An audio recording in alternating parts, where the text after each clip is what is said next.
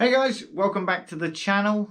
If however this is your first time ever viewing the channel, then hello.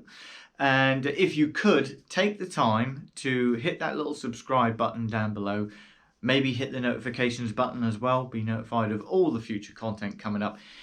It really does go a long way to help me as I look to grow the channel throughout 2022, guys, and it would be very much appreciated. Right. Without further ado, let's crack on with today's video. And what have I got for you? It's another oddball gun, I would say, honestly. It's not a rifle you see a hell of a lot of on the airsoft field. Maybe that's for good reason. But it is a platform as such that is gaining a certain amount of popularity. Certainly thanks to AAA titles such as Rainbow Six Siege and that kind of thing, where this particular rifle features in the hands of Russian specialist operator Glaz. So I'm sure you've all guessed by now, and if you haven't, read the title. That's probably the biggest clue as to what we've got. It is, of course, the SVU. So this is the CYMA SVU, which is actually based on one of the later variants of this particular DMR platform. This is the Ots-03 to give it its full designation. And the A in this instance stands for fully automatic. So, as I'm sure you can tell, just looking at the silhouette, the SVU is based off of the SVD. It's the bullpup variant of the Dragunov. Does it perform in the same manner? In the real world terms, the SVU is very, very capable. It's a very good marksman's rifle. In terms of airsoft, however, we do find some limitations, unfortunately.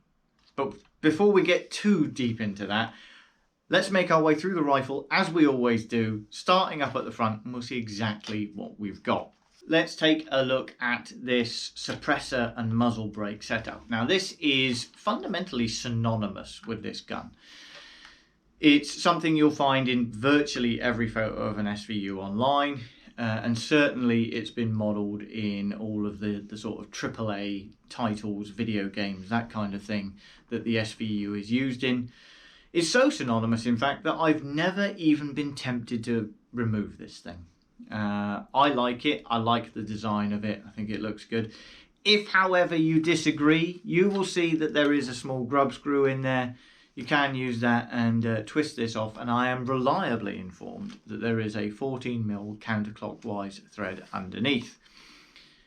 If you are looking to use it as a sniper or DMR thing, perhaps sniper support would be the best designation for this, then perhaps putting a suppressor on it would be a good idea, because this is purely for show. There's no suppressing capabilities to this whatsoever, unfortunately. I would argue that it's not actually worth it with an AEG, because a lot of the noise that the gun is producing is from the gearbox end anyway. But that's for you to decide, isn't it? At the end of the day. Right, let's forget that and move on. And move on to the barrel itself. This is very barrel heavy. We have 650mm of inner barrel, as standard with this thing, with a 6.03 in diameter as well. So that's a hell of a lot of barrel to use. Again, all the right ingredients for a DMR. Is 603 ideal? What you'd want to use? Out of the box, it's great. That is entirely what you'd expect from an out of the box gun. If you are looking to upgrade it and push the envelope, though, probably a 6.01, something like that, would be ideal for this thing. More on that a little bit later on, once we get down to the performance things. Right, underneath, the bipod.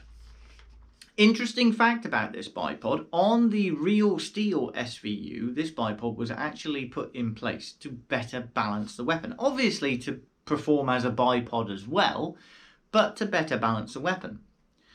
What they wanted was the extra weight up front, because they were aiming for a weapon that had an almost perfect 50-50 weight distribution.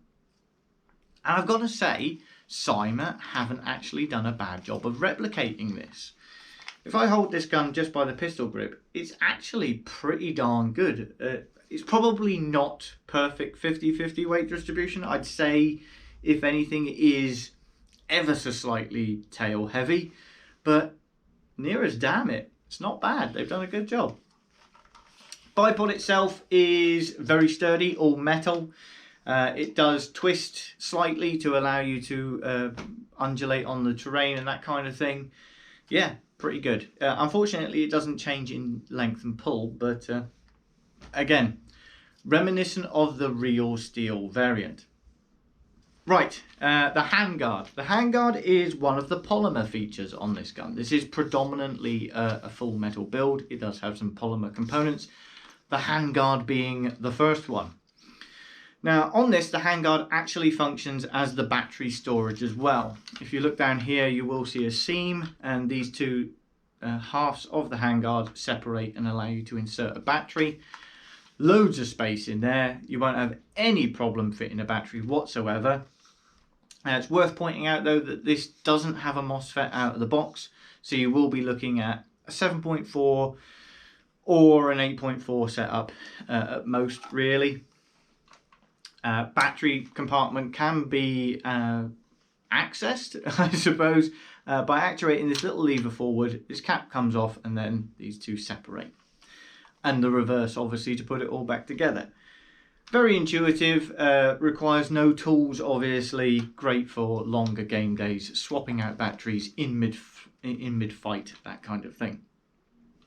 Right, moving back again, we have, just above the trigger here, we have a cross-block style safety, fairly reminiscent of, well, the gun we looked at last week, actually, the L85, and certainly MP9s and that kind of thing as well. It's worth pointing out this is the only safety on this weapon. The fire selector we have at the rear is a traditional AK style fire selector, but it does actually only select semi, and full auto. So like I say, please bear that in mind when picking up the weapon. Use some trigger discipline, unlike me on a lot of occasions, as you fairly regularly point out to me in the comment section down below. Thank you for that. But yeah, please bear that in mind if it's the first time you're picking up the weapon. Staying on the trigger is present. Yeah, it's not awesome by any stretch of the imagination. It's not bad, don't get me wrong. Basically, I don't like it because it suffers from the same thing a lot of airsoft bullpups suffer from, certainly the AEG ones. And that's the fact that it utilises a long rod to initiate the motor at the rear, and it just gives a real disjointed feel to the trigger. It's not great by any stretch of imagination. It does function though, so that's a bonus. Coming back ever so slightly, I want to talk about these two sections in conjunction to each other because they do form a bit of a problem. First up, the pistol grip, which, as you can see, again, I'm not particularly bare-pawed, but this pistol grip makes my hand look massive because it is super stubby. It almost feels like your pinky wants to slip off the end of it. And it's not particularly ergonomic. It is squared off as they come. This is proper Russian ergonomics at its best. What this does is, though, the problem, like I say, is in conjunction with the magwell, which you can see is really close. What this does is form a really awkward position for your thumb. Basically, your thumb has to fit through in the magazine, so it's got pressure on the outside of your thumb because of the rubbing nature of the magazine, and then it's got pressure on the inside of your thumb because of the squared off nature of this pistol grip. And throughout a game day, that can really cause your thumb to ache. Now, if you can live with that, it's great. I can live with it. I like the rifle. But for some of you, I know it might be a bit of a deal breaker. You don't want to come away with a sore wrist and that kind of thing.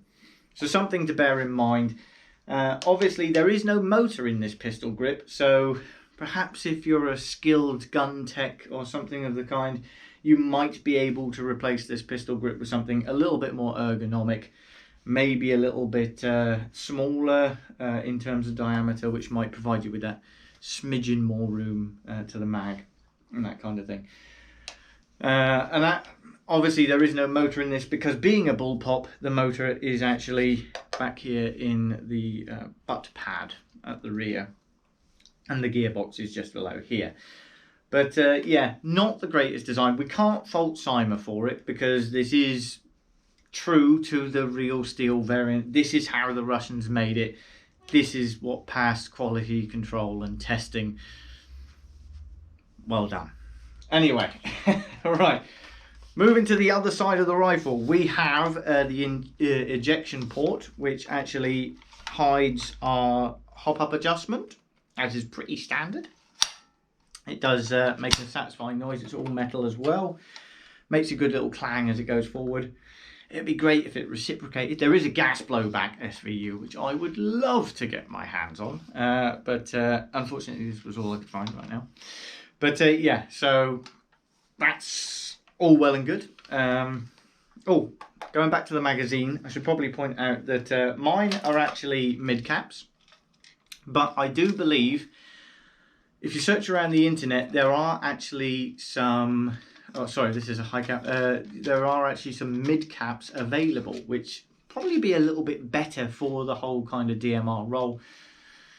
Certainly, if you were, it's not really a sniper. I loathe saying the sniper role, because it's a fully automatic weapon. It's not bolt drawn or anything like that. But I digress.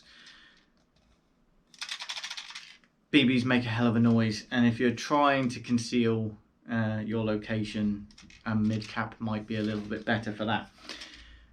BBs, the magazine, as with a hell of a lot of Russian designs, locks in at the front and rocks in at the rear, with the mag release just being a little latch on the back of the magazine here. So pretty standard stuff there, certainly for Russian designs and that kind of thing. But yeah, really good magazine, never had any feed issue with it whatsoever. Right, cheek riser, standard stuff, hard scratchy polymer, not the greatest. We'll come back to that in a second, because I want to talk to you about the butt pad at the rear. And again, Russian ergonomics at their best, I'm afraid. This is all polymer, no texturizing to it whatsoever, no real design to it other than a slight curvature at the rear, and it just doesn't shoulder particularly well. Throughout the course of a game day, and I know this is going to feel like I'm putting this on, but throughout the course of a game day, it does just want to slip all the time. Almost to the point where it wants to disappear in underneath your armpit. The only position it feels intuitive in is probably in a prone position, lying in the grass and that kind of thing. Feels all right there, but certainly stood holding this weapon, it never feels quite right. My suggestion for that would be, and something I want to modify in the future, is to actually get some like a rubberized butt pad and that kind of thing, and actually put some rubber on the back of this, give it a little bit of texture. And the same thing could be applied to the cheek riser as well, really. Unfortunately, this isn't adjustable, but yeah, certainly a little bit more texture, not be so slippy, not be so scratchy, and that kind of thing would be a hell of a lot nicer. So let's talk about performance. Right, here's where things get a little bit more complicated. This rifle, on average, in testing, was only producing about, on average, 315 FPS. Not mind-blowing by any stretch of the imagination, certainly not if you're looking to use it as a DMR. It also gave an effective range of about 38 meters, and by effective range, what I'm talking about is where I can aim down the sight in a straight line and the BB flies in a straight line. Past 38 meters, I was having to aim the barrel higher to effectively almost lob the shots to reach past that 38 meter range. So again, not ideal. Is that all down to the relatively low FPS output? Probably not, in all honesty. I think this thing doesn't have the greatest hop setup in the world. Certainly the hop rubber doesn't want to hop anything really effectively over a 2.5. 3s feel like they're pushing the gun to its absolute limit. It's not a great setup out of the box for that. Could that be put down to the fact that this has a full auto capability, much like the real steel SVU? Maybe, because effectively what this becomes is not a DMR, it becomes a battle rifle, a 7.62 battle rifle, because it has to conform to all the other airsoft rules where we can only have 350 FPS and that kind of thing. Is it a good battle rifle? Probably not. It's comparable to a lot of other rifles out there in terms of airsoft, but its rate of fire isn't all that good. It's got a slow, methodical, thumping rate of fire. So yeah, as a battle rifle, it doesn't really compare either. So it's not a great DMR out of the box, and it's not a great battle rifle out of the box. So where does this thing fit? And that, unfortunately, is the question. If you want it as a battle rifle, it will do a comparable job. If you can play the slow and steady game, sit back a little bit and not run into engagements where you're going to want instant trigger responses and that kind of thing, it might suit your style of play. If you are looking to sit even further back and be the DMR, no, probably not. We need a bit more out of this rifle for that. So what would we do with it? Where would we take it? I mean, primarily this is sold online as a base DMR platform. So effectively what they're saying is that this is the ideal gun to turn into a DMR. Is that true? Yes and no. I mean, the setup. Like I say, looking at the silhouette, a bullpup, it's nice and compact, but it's got a horrendously long barrel in it. It's got the right ingredients of being compact, mobile, and yet, you know, still having that long range capability if it's tuned up properly. It has a certain right quality to it in that respect. The problem comes in the fact that this isn't a popular platform. You don't see a lot of people using the SVU. That's probably why I like it so much. Probably why I romanticize it a little bit too much for my own good to a degree, because I do like the platform in terms of video games and that kind of thing and how it performs there. And I like the idea of the platform. And certainly I like being a little bit different on the airsoft field, and look at it, it is a little bit different. The problem comes in the fact that not everyone feels the same way, and as such, because it's not a hugely popular platform, there's not a lot of what I would refer to as plug and play components that can just slot in and improve this rifle. Sure, you will have no trouble finding a barrel to fit. If anything, you probably want to go for a slightly shorter barrel than the 650, because there is an idea online that effectively this isn't properly balanced for the capacity of the cylinder. So a slightly shorter barrel would make a bit of a difference there. Certainly improving the quality of the seals all along the rifle would be a good idea. This isn't the most effective weapon at making use of the power it could have, so to speak. Like I say, I don't think a lot of the power issue, the 315, is down to the fact that you need a more powerful spring. I think it's just down to the quality of the components used in front of it. So a slightly smaller barrel would be a great idea. Maybe go slightly tighter as well. Certainly a better hop-up assembly. So while the hop you're probably not going to be able to change, again, you know, because there's nothing plug and play, you might get a flat hop in it. I don't know. But certainly you'll be able to change bucking, nubs, that kind of thing. That would all make a difference. But past that, anything you put in is proprietary to this gun. It's very similar inside. Again, I'm not a tech. I'm going on forum knowledge and other people who have got this knowledge. It's very similar to an M14 in some respects.